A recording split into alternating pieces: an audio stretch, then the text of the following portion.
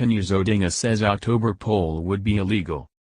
London, Reuters. Kenya's opposition leader Raila Odinga said on Friday his withdrawal from a presidential election rerun scheduled for October 26 meant the poll had been cancelled and there should be fresh nominations for a new vote. Odinga said that based on a 2013 Supreme Court ruling, Kenya's Independent Electoral Boundaries Commission, IEBC, now had 90 days to accept new nominations following his withdrawal this week from the rerun against President Uhuru Kenyatta.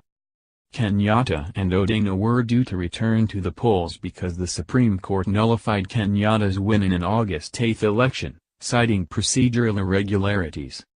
But Odinga's withdrawal this week has thrown the country into political turmoil. A regional and trade gateway, Kenya is East Africa's richest economy and an important Western ally in the fight against militant Islamists in the region.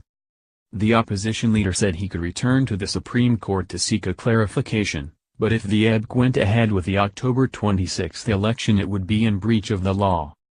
If it goes ahead it is not an election, it is a selection, Odinga told Reuters in an interview during a visit to London. This must be done right in the interest of electoral democracy in our country.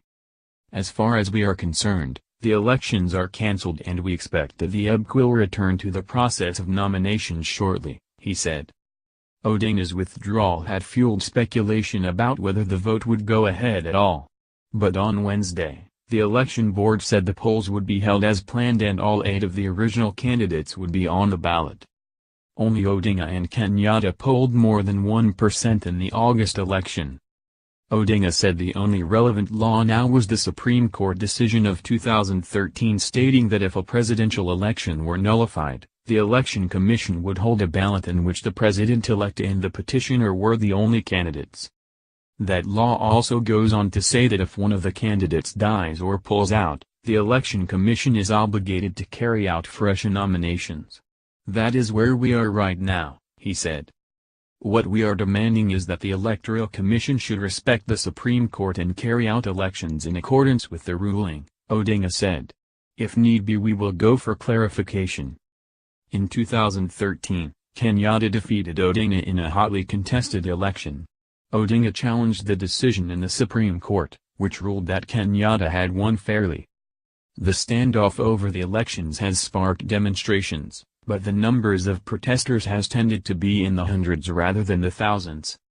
Earlier on Friday, police used tear gas to disperse demonstrations in Kenya's 3 main cities, and shot dead 2 protesters in the southwestern country of Siaya, a local official said. On Thursday, the government banned demonstrations in the centers of the capital Nairobi, the port city of Mombasa and the western city of Kisumu, an opposition stronghold. The Interior Minister said demonstrators had damaged and looted property.